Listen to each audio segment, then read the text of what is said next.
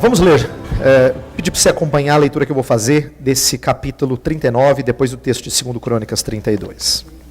Diz assim a palavra do Senhor. Naquela época, Merodach-Baladã, filho de Baladã, rei da Babilônia, enviou a Ezequias cartas e um presente, porque soubera de sua doença e de sua recuperação. Ezequias recebeu com alegria os enviados e mostrou-lhes o que havia em seus depósitos: a prata, o ouro, as especiarias, o óleo fino, todo o seu arsenal e tudo o que se encontrava em seus tesouros. Não houve nada em seu palácio ou em todo o seu reino que Ezequias não lhes mostrasse. Então o profeta Isaías foi ao rei Ezequias e perguntou: o que aqueles homens disseram? E de onde vieram? De uma terra distante, Ezequias respondeu. Eles vieram da Babilônia para visitar-me. O profeta perguntou: o que eles viram em seu palácio? Ezequias respondeu: viram tudo o que há em meu palácio. Não há nada em meus tesouros que não lhes tenha mostrado.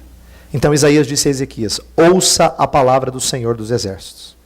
Um dia, tudo o que há em seu palácio, bem como tudo o que os seus antepassados acumularam até hoje, será levado para a Babilônia. Nada ficará, diz o Senhor. E alguns de seus próprios descendentes serão levados e se tornarão eunucos no palácio do rei da Babilônia. É boa a palavra do Senhor que você falou. Ezequias respondeu, pois pensou: haverá paz e segurança enquanto eu viver. Agora, 2 Crônicas 32, narra assim. Naquele tempo, Ezequias ficou doente, quase morreu. Ele orou ao Senhor, que lhe respondeu, dando-lhe um sinal miraculoso. Mas Ezequias tornou-se orgulhoso e não correspondeu à bondade com que foi tratado. Por isso, a ira do Senhor veio sobre ele, sobre Judá e sobre Jerusalém. Então Ezequias humilhou-se, reconhecendo o seu orgulho, como também o povo de Jerusalém. Por isso a ira do Senhor não veio sobre eles durante o reinado de Ezequias. Mas, quando os governantes da Babilônia enviaram uma delegação para perguntar-lhe acerca do sinal miraculoso que havia ocorrido no país, Deus o deixou para prová-lo e para saber tudo o que havia em seu coração. Crianças, vocês vão fazer 2 desenhos. O primeiro eu quero que vocês desenhem vocês tropeçando. Pode ser escorregando também, se você quiser. Quero que você faça um desenho de você tropeçando ou escorregando, tá bom? Você vai ser criativo agora, vamos ver como é que vai ficar o seu desenho. E lembra que tem um segundo desenho depois, então deixa um espacinho para o segundo desenho, tá bom? Pais, adultos, a Bíblia tem uma série de sinais de trânsito, por assim dizer, para a sua caminhada e para a minha caminhada. Sinais de advertência. Um que a gente acabou de ler: aquele, pois, que pensa estar em pé, veja que não caia. Mas tem outros, bem conhecidos. Por exemplo, Jesus Cristo disse, quando sofria lá no jardim do Getsêmani: vigiai e orai para que não entreis em tentação. O espírito, na verdade, está pronto, mas a carne é fraca. Jesus estava dizendo isso e aquilo estava se tornando uma realidade. Lembra que Jesus Cristo ia para orar sozinho e voltava para ver os discípulos, para ver se eles estavam na labuta com ele, e eles estavam dormindo, né? E aquilo era apenas um sinal de como nós muitas vezes agimos em relação às nossas lutas espirituais. Ao invés de estarmos atentos, vigilantes, nós estamos dormindo. Então, Jesus ensina um princípio importante: vigiai e orai para que não entreis em tentação.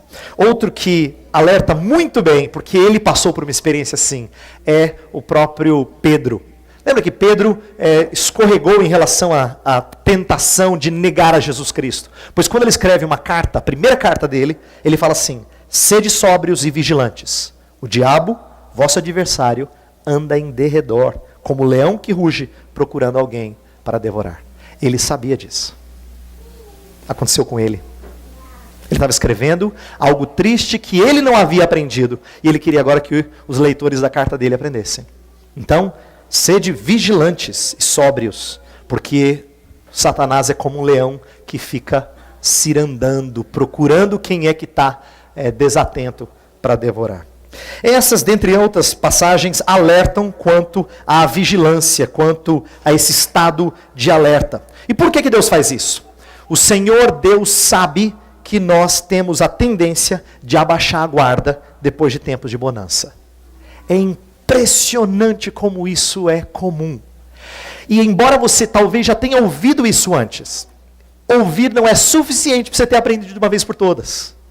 Porque parece que existe alguma coisa dentro de você que está assim programada, está no HD, no sistema operacional, que faz você abaixar a guarda todas as vezes que o tempo está bom, está tranquilo, está sossegado. Você fica menos vigilante, você bota menos vigias, até porque o mundo está bem pacífico ao seu redor. Então não precisa de tanto sistema de segurança, espiritualmente falando. E logo depois, a gente percebe como isso é perigoso. Pedro, por exemplo, uma outra história de Pedro, não a de traição dele, mas quando Jesus Cristo pergunta, o que as pessoas pensam de mim? E os discípulos falam uma série de coisas. E quando Jesus pergunta para os discípulos, Pedro faz a declaração mais linda, tu és o Cristo, o Filho do Deus vivo. E Jesus fala assim, bem-aventurado Simão, filho de Jonas. Você vai ser muito abençoado por Deus, porque o que você falou não vem de homem, vem de Deus. Aí você fala, uau, Pedro está bem. No verso seguinte, Jesus Cristo começa a falar mas na perícope seguinte, na sessão seguinte da Bíblia, em Mateus 16, Jesus começa a falar que ia morrer, que ia sofrer. Aí Pedro falou assim, Senhor, não faz isso contigo. Eu não falo assim. Aí Jesus fala, arreda Satanás. O que é surpreendente é que é na história seguinte. Eu estou falando de 2, 3 versos. Quem está lendo Mateus não está entendendo como é que ele dá uma bola dentro e depois uma bola fora. Desse jeito. Tão contrastante. Ilustra a nossa ausência, falta de alerta, de vigilância, quando as coisas estão bem. E é essa história de Ezequias que eu gostaria de usar como ponto de partida para nós refletirmos sobre isso. Sobre como nós somos descuidados em muitos momentos da nossa vida. E eu quero relembrar um pouco do que eu falei de Ezequias no decorrer de várias semanas aqui, para você entender onde é que ele estava. Porque assim, é fácil olhar para Ezequias e falar, ô Ezequias, mas também estava indo tão direitinho, rapaz, que pisada na bola. Você tem que lembrar o que tinha acontecido com ele, para perceber como é fácil ficar nesse modo de pouca vigilância. Nesse modo de stand-by, assim, mas sossegado. Né? Alguns highlights da vida dele. Ele começa o reinado fazendo algo, ele é muito proativo. Ele começa uma reforma religiosa impressionante. Logo depois ele celebra a maior Páscoa em 200 anos de história, diz o texto da Bíblia. Foi uma Páscoa estonteante, um negócio assim fora do comum. Ele é usado para romper com a Síria no pagamento de tributos. Por algum tempo ele faz isso. E o povo e os líderes o seguem e eles o admiravam. E para fechar com chave de ouro, ele fica doente de uma doença mortal e Deus o cura e lhe dá mais 15 anos de vida. E aí você diz assim, e aí Ezequias erra? Não, logo depois que ele é curado, nós falamos isso domingo passado, ele louva o Senhor. Ele vai para a igreja, faz culto de gratidão, chama o pastor em casa, todo mundo, os vizinhos, faz um culto bonito. Aí você fala, que homem de Deus. Não é um homem de Deus esse? Homem de Deus. Pois é depois disso tudo, quando a vida de Ezequias está cheia de highlights, é que vai acontecer algo. Mas eu quero que, antes de nós falarmos do tropeço dele, que você entenda que a vida dele não teve grandes escorregões até aqui. Ele teve sim algumas falhas. Ele, por exemplo, voltou a pagar tributo para a Síria num determinado momento. Eu falei disso alguns domingos atrás. Ele também lamentou a sua morte. Lembra, domingo passado, quando foi anunciado que ele morreria, ele mostrou uma certa fraqueza. Ele não estava esperando isso. E eu expliquei as razões disso. Porém, ele não era ruim. Eu diria que se tivesse que dar uma nota, ele tira um 9,5. Esse cara é bom. O boletim dele é caprichado. Vida espiritual, ele não está mal. Não vou dizer que é 10, mas um 9,5 dá para ser. E assim, um 9,5 em vida espiritual está muito acima de muita gente. Você diria, ó, quero ficar do lado desse cara. Esse cara é crente. E quando Ezequias, então, estava nesse estágio espiritualmente, aparentemente forte, né? Quando estava tudo bem, estava alegre com a vida, aí veio a tentação. Quando a maré estava tranquila, ele para de vigiar. E eu quero que você entenda que isso não é uma ocasião rara. Curiosamente, quando eu estava estudando, eu percebi que, estudando para essa mensagem, eu percebi que isso acontece várias vezes na vida dos reis. Crônicas, o livro das Crônicas, que a gente leu uma partezinha aqui, ele narra isso acontecendo com Roboão, com Josafá, com Amazias, com Uzias e com Josias, além de Ezequias. Vários reis, e todos eles que eu citei aqui, com exceção de um, foram reis exemplares. exemplares. Então assim, não é um rei que... não, é um rei que, muito bom. E quando estava bem, ele caiu. E em muitos casos, a Bíblia explicita que foi por causa de soberba. Tem uma lição importante não só para nós, que nós vamos discutir hoje no decorrer dessa mensagem, mas para quem estava lendo essas histórias. Quando Deus estava escrevendo essas histórias para que as pessoas lessem séculos atrás, antes de Jesus Cristo vir a esse mundo, Deus queria que eles aprendessem que andar com Deus requer vigilância constante. Não é um trabalho que você tira férias. Você não baixa a guarda, porque é constante a nossa queda se nós assim o fazemos. Então nós temos que estar atentos, e a comunidade que lia essas histórias precisava aprender isso. É claro que tinha um outro detalhe aqui na história de Ezequias que é importante. Eu expliquei na semana passada que muito provavelmente Isaías 38 e 39 foram escritos antes, cronologicamente, do que 36 e 37. Que foi aquela história da Assíria cercando e tentando conquistar tal. Isso significa que a Assíria estava prestes a conquistar, era um perigo iminente. Então, a visita de Merodach-Baladã, e no caso da comitiva de Merodach-Baladã, que enviou um presente, muito provavelmente, a Bíblia não explicita isso, mas muito provavelmente foi para fazer alianças políticas. Isso explica o porquê que Ezequias dá um tour no seu reino. Ele não foi só mostrar a casa dele bonita que ele acabou de construir. Isso também, mas tinha uma razão por detrás. Para conhecer o potencial do novo aliado que a Babilônia estava buscando. Então, Ezequias provavelmente está buscando um tipo de segurança extra, além do Senhor. Os da Babilônia não vieram por curiosidade. Não vieram só para descobrir que foi sinal, tá? Olha, fiquei sabendo que aconteceu um milagre aí, o tal do negócio da sombra do sol, lembra? Voltar 10 graus no relógio de Acás. A gente viu isso na semana passada. Mas eles não são só curiosos por milagres. Eles vêm com o intuito de promover alguma aliança político-militar contra a Assíria. Isso mostra como Ezequias está, de fato, distanciando-se do Senhor, não está percebendo o perigo.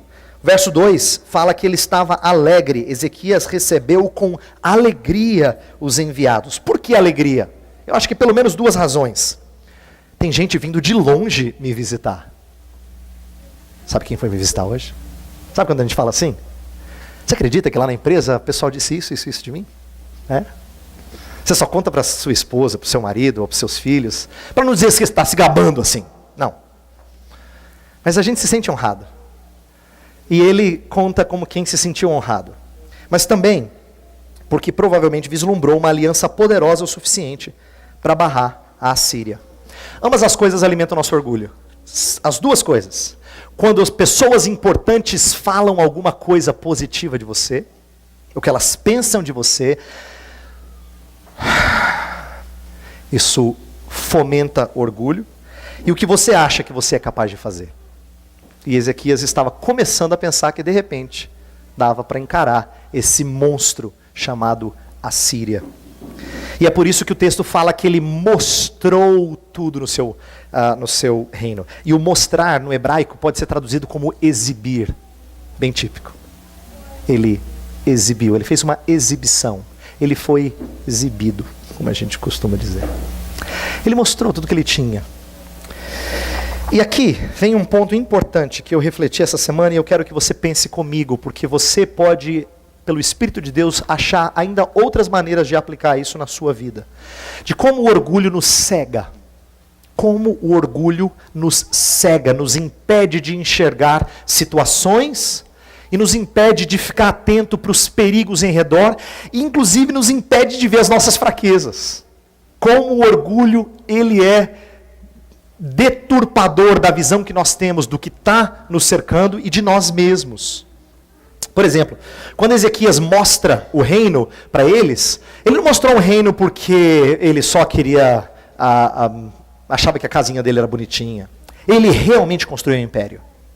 Em 2 Crônicas 32, o verso que eu não li, fala que ele juntou riquezas como poucos reis. O texto vai narrando, dizendo que ele teve isso, teve aquilo. Ele construiu um aqueduto que ligava água de fora do muro de Jerusalém para dentro, para a piscina de Siloé. Né? E essas conexões, elas são impressionantes quando você está vivendo 700 anos antes de Cristo. Em termos de engenharia. É como se Ezequias dissesse assim, e vem cá, deixa eu te mostrar uma proezazinha que nós fizemos. Olha só. Centenas de metros de engenharia subterrânea, trazendo água de fora do muro para dentro da cidade. Ezequias tinha coisas de sobra para exibir. E é nisso que o orgulho nos cega. Quando as coisas começam a ficar redondinhas, a gente parece ter coisa de sobra para exibir. Quando Ezequias fala que os visitantes são de uma terra distante, ele não imagina que eles pudessem causar problemas. Eles são de longe, eles vêm de um lugar distante. Como a maioria das guerras de Judá sempre foi com vizinhos que faziam limite geográfico, ninguém imagina que alguém vem de longe para poder conquistar Judá. Esse é um dos perigos. Quando a gente acha que está muito distante, você fala assim, cuidado, não, fica tranquilo, eu estou bem seguro em relação a isso. Normalmente esse que pensa estar de pé, não está vigiando. Porque parece muito longe o perigo, muito distante. Ainda assim, eu quero dizer que essa palavra que eu estou te chamando a atenção sua hoje, ela não é só uma palavra para massacrar o nosso orgulho, ela é a expressão da graça de Deus também. Por quê? Porque o profeta veio. E sabe que eu me surpreendi quando eu estudei isso de novo? O profeta veio. Você fala, e daí, pastor? Ninguém chamou o profeta. E sinal de que Deus está buscando esse orgulhoso.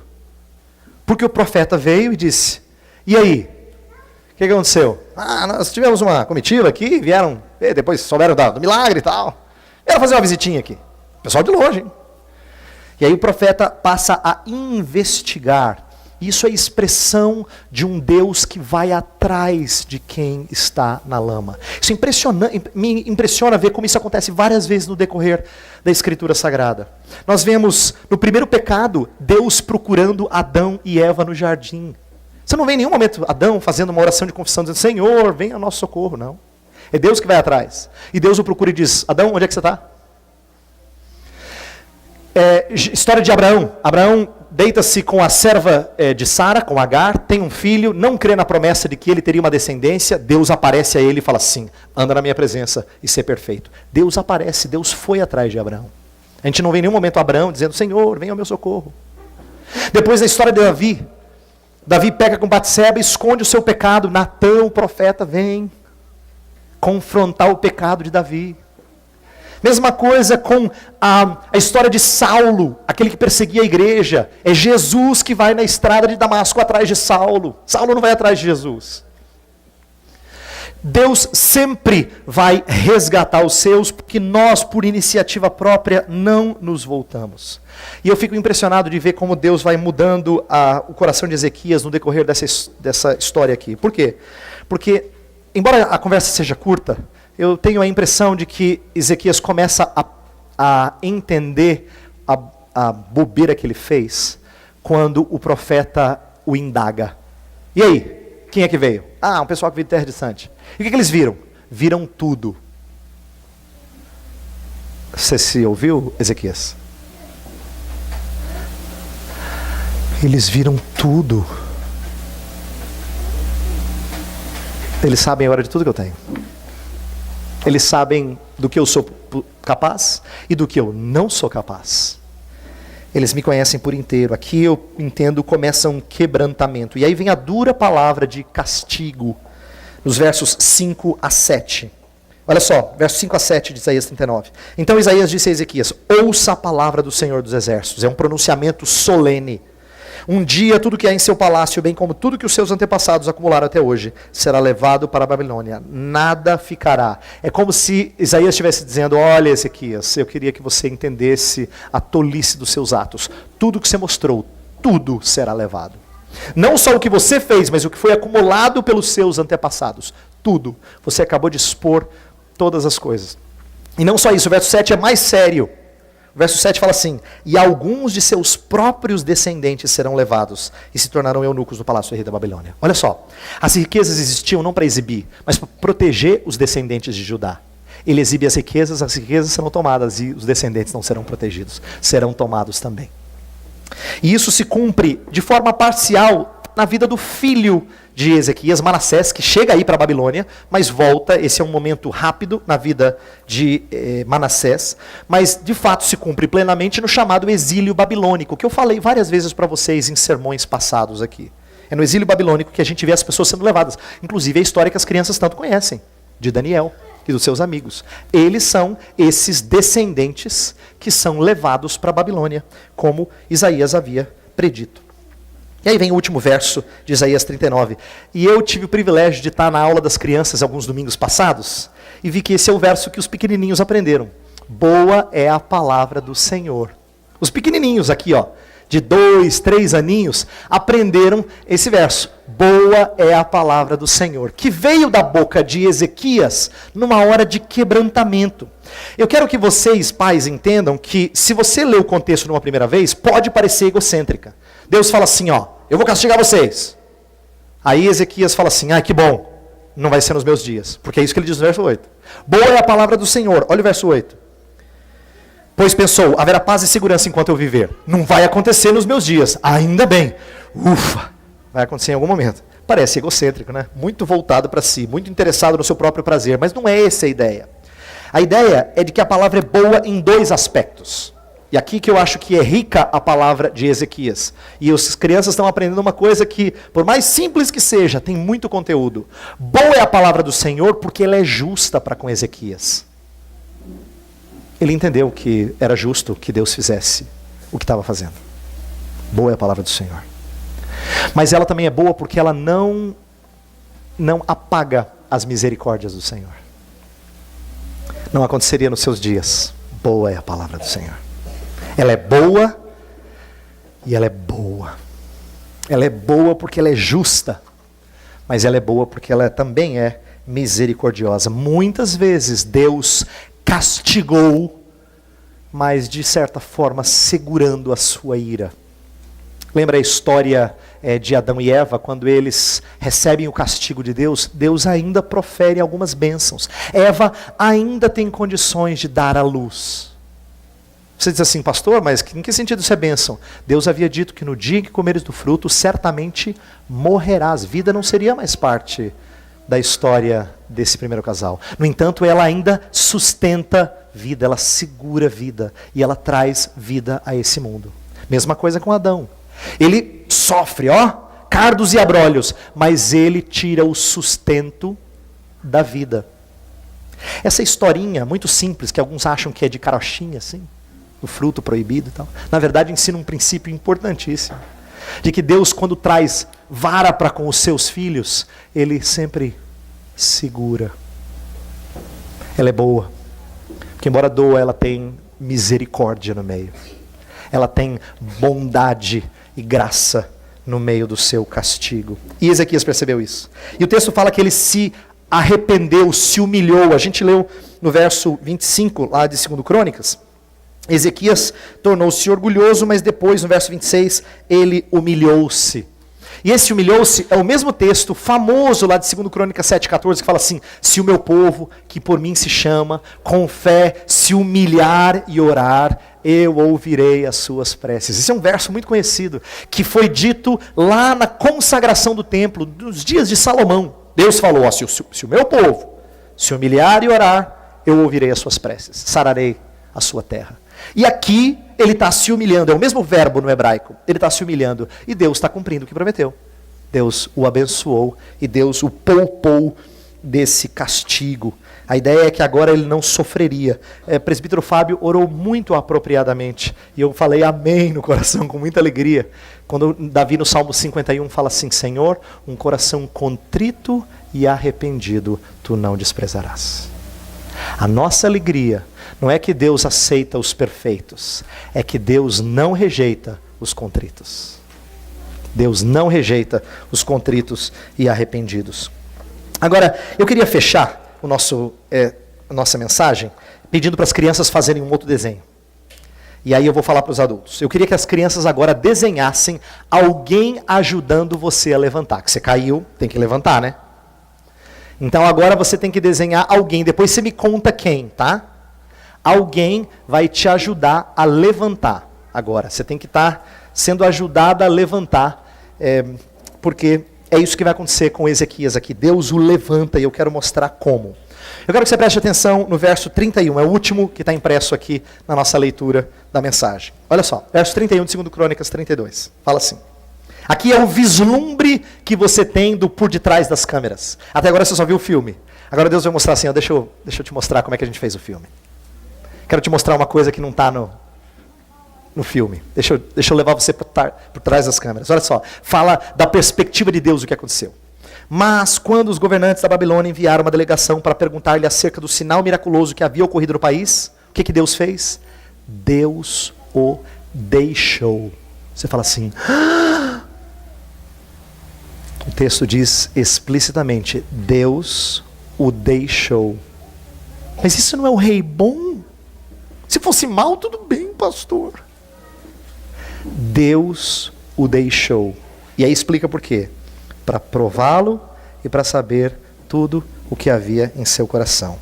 Atenção, esse por detrás das câmeras não diz que Deus o deixou para que Deus soubesse o que estava no coração. O Velho Testamento é claro em dizer que Deus já conhece o coração. Não era Deus que precisava saber o que se passava no seu coração. Era Ezequias que precisava saber o que se passava no seu próprio coração. É ele que não sabia. É ele que precisava aprender um pouquinho de como as coisas funcionam aqui dentro. Por isso, Deus o deixou. A ideia é que Deus nos ensina a nos enxergar melhor. E aí, estudando isso aqui, eu não foi possível não fazer a conexão com o que a Confissão de Fé de Westminster fala sobre providência, no seu capítulo 5. Eu quero que você preste atenção, eu vou ler um parágrafo curto que diz assim: o muito sábio, justo e gracioso Deus, muitas vezes deixa por algum tempo seus filhos entregues a muitas tentações e à corrupção dos seus próprios corações. Para quê? Para castigá-los pelos seus pecados anteriores, ou, agora que vem um ensino importante, fazer-lhes conhecer o poder oculto da corrupção e dolo de seus corações, a fim de que eles sejam humilhados, para animá-los a dependerem mais íntima e constantemente do apoio dele e torná-los mais vigilantes contra todas as futuras ocasiões de pecar, para vários outros fins justos e santos. Nesse parágrafo aqui tem tudo que eu queria ensinar para vocês e muito mais do que essa história de Ezequias nos traz. E curiosamente, quando a Confissão de Fé de Westminster, que é o nosso símbolo de fé, escreve esse parágrafo, ela traz 4 textos prova. O primeiro é da história de Ezequias. Exatamente o texto que a gente está estudando. 2 Crônicas 32, 25 e 26. E depois outras 3 histórias conhecidas de vocês. E eu vou relembrá-las. A primeira é quando Davi levanta o censo. Tem um momento na história de Davi que Davi está bem, mas ele está tão bem que ele fala assim, eu queria saber quão bem eu estou. Conta aí quantos exércitos tu tem. Ah, Davi, não faz isso não. Não, deixa eu contar, eu sou rei. Tem que saber o que eu estou administrando aqui. Por acaso eu tenho que ser um ignorante? Não, Davi não faz. Deixe eu saber. Vamos lá. Só quero saber. Só isso. E o texto fala que Deus o quebrantou sobremaneira, porque ele quis se exaltar quando ele estava bem. Ezequias não estava mal, ele não fez essa contagem porque ele precisava guerrear alguém. Ele só queria saber.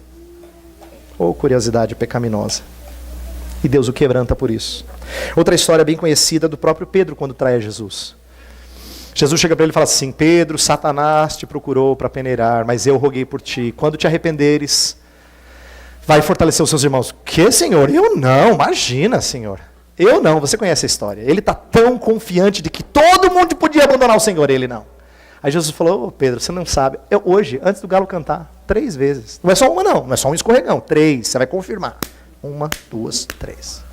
Hoje à noite. Oh, Jesus, fala isso aí não. Dito e feito. E assim, isso doeu tanto e foi tão chocante para Pedro, que o texto de Lucas fala que quando isso aconteceu, Jesus estava longe, Pedro estava meio que espreitando, olhando longe, Jesus se vira e acha Pedro na distância. E olha para Pedro. Eu imagino que aquele olhar deve ter sido igual uma espada que perfura, assim, ó, que rasga. Porque diz que Pedro saiu correndo chorando amargamente, porque ele não conhecia a impureza e as fraquezas do seu próprio coração. O último texto é o texto de Paulo. E isso é interessante porque não é um pecado necessariamente falando. Paulo teve o privilégio de subir ao terceiro céu. Ele narra isso em 2 Coríntios 12. Paulo estava bem. O que Deus faz? Coloca um espinho na carne. Ô Senhor, tira o espinho na carne? Não. Ô Senhor, tira o espinho na carne? Não. Ô Senhor, terceira vez, por favor, tira o espinho na carne? Não. A minha graça te basta. E Deus fez isso, Paulo fala claramente, para que não se ensoberbecesse o meu espírito. Para que eu não me ensoberbecesse. Curioso foi a lição que os três aprenderam. Os três que eu citei, Davi, Pedro e Paulo. Três aprenderam lições lindas. Davi aprendeu que a soberba é o pecado mais difícil de se libertar.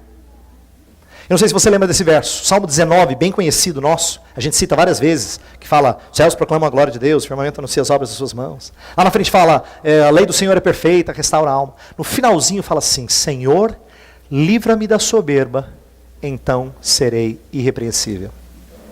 Davi está numa fase boa, mas ele sabe que até na fase boa, ele precisa ser liberto da soberba. Senhor, se o Senhor me livrar da soberba, aí tá bom. Porque ele sabia que soberba era como se fosse o último pecado a quebrar, a vencer. Pedro aprendeu que Deus é gracioso para com os humildes. Lá na sua primeira epístola ele fala assim, seja humilde, Deus levanta você. Ele sabia disso, por experiência própria. Pedro sabia que Deus não é aquele que vem assim e fica pisando na ferida para você aprender assim, ó, tá vendo? Não é. Jesus tratou ele dolorosa, mas amorosamente, quando vai conversar ao redor da fogueira. Pedro, tu me amas? Senhor, eu te amo. Pedro, tu me amas, Pedro? Senhor, eu te amo. Pedro, terceira vez, tu me amas? Aí o texto fala que Pedro assim, ficou triste. Jesus estava instigando muito. Mas ele disse, Senhor, tu sabes todas as coisas e sabe que eu te amo. Pois apacenta as minhas ovelhas, Pedro. Apacenta as minhas ovelhas. E eu fico surpreso de ver também a lição que Paulo aprende. Paulo diz que depois que entendeu que o espinho não era para ser tirado da carne, é porque o poder de Deus se aperfeiçoa na fraqueza. Porque quando sou fraco, é que sou forte. Essa é uma lição que a gente precisa aprender. Todas essas lições. E Ezequias aprendeu uma série de coisas preciosas. Ele precisava entender que ele não era tão piedoso quanto ele achava que era quando ele ficou doente. Lembra quando ele ora e fala assim, Senhor, mas eu tenho andado corretamente. Ele precisava entender que ele não era assim tão piedoso e tão justo quanto ele achava que era. Ele precisava confiar mais em Deus e isso aconteceu. Se de fato os capítulos 36 e 37 vêm depois dessa história, ele realmente aprendeu a depender mais do Senhor. Assim como Pedro aprendeu a confiar mais no seu Salvador Jesus Cristo e enfrentou autoridades em nome de Jesus. Eu queria terminar dizendo assim, até um rei tão celebrado como Ezequias, ele é narrado como tendo escorregado em seu orgulho e caído feio. Por isso que eu pedi para as crianças desenharem o escorregão. Porque o escorregão físico é só uma ilustração do que acontece na nossa caminhada com Deus. A gente fica olhando para cima, para os lados, e bate em algum lugar, e tropeça, e escorrega. E espiritualmente é igual. E até os melhores reis de Judá fracassam na história bíblica. Muito diferente das narrativas da época que contavam os reis faziam os reis pagãos são narrados como fazendo grandes coisas, tendo grandes feitos. Os da Bíblia não. Até Ezequias, um dos melhores, termina a história dele escorregando. Nós estamos chegando no final da série. Isso aqui está narrado no finalzinho da história dele. E ela acaba num tom meio triste. Mas ela acaba onde Deus quer que acabe. Ela acaba com ele humilhado, contrito, arrependido. Porque ele tem que ter o seu orgulho quebrantado. Ele tem que ter o seu orgulho esfacelado. E eu aprendo mas tem uma outra lição mais linda, e eu não me canso de falar dela. Rei após rei, após rei, por melhor que seja, erra na história bíblica. Para que todo mundo esperasse um rei que não erra. A expectativa é de que viesse um que seria implacável na sua missão. E esse rei, ele é chamado de manso e humilde de coração. Sabe, de todos os reis que já pisaram nesta terra, ele era o único que não precisava ser humilde. Em tese, por tudo que ele tem, ele não precisava ser humilde. Mas ele se fez humilde até a morte, e morte de cruz. Jesus Cristo é o rei que se fez fraco para te fazer forte, porque até Ezequias precisava de um rei assim. Eu queria então que as crianças aprendessem, os adultos aprendessem que quem é que faz a gente erguer, quem nos ergue, melhor dizendo, quem faz a gente se levantar, não é nenhum outro senão o nosso Salvador Jesus Cristo, que foi tentado em todas as coisas para poder socorrer os que são tentados. Aquele que pensa estar de pé, veja que não caia. Vamos orar. Senhor Deus, são tantas as vezes em que nós somos tentados a cair, principalmente depois de tempo tranquilo. Quando a nossa vida parece sossegar um pouco, nós ficamos menos vigilantes. E aí que Satanás é sagaz em nos cirandar e procurar quem está com a guarda baixa. E tantos de nós temos sido assim, Senhor. Eu queria que o Senhor perdoasse as vezes em que nós deixamos de ser vigilantes e por isso caímos. O Senhor nos perdoasse por ouvirmos essa história antes, esse ensinamento antes, mas não darmos ouvido a isso. Ó Deus, recorda-nos a importância de sermos vigilantes nessa manhã. Desperta-nos para a importância de lutarmos contra o orgulho sempre, Senhor, porque ele parece sempre o último inimigo a ser destruído. A última luta interna. Nós pedimos que o Senhor nos dê graça sobre graça. E se necessário for, ensina-nos como o Senhor ensinou a Ezequias, a Paulo, a Pedro, a Davi. Mostra o orgulho do nosso coração. Expõe-nos às fraquezas da nossa alma, para que a gente se volte para o Senhor, se apegue mais ao Senhor. Nós não queremos conforto, Senhor. Queremos santidade na Tua presença. Então conduz-nos nisso. Conduz-nos a sermos pessoas mais parecidas com aquele que nos socorre em meio à tentação, Jesus Cristo. Em nome dele, amém.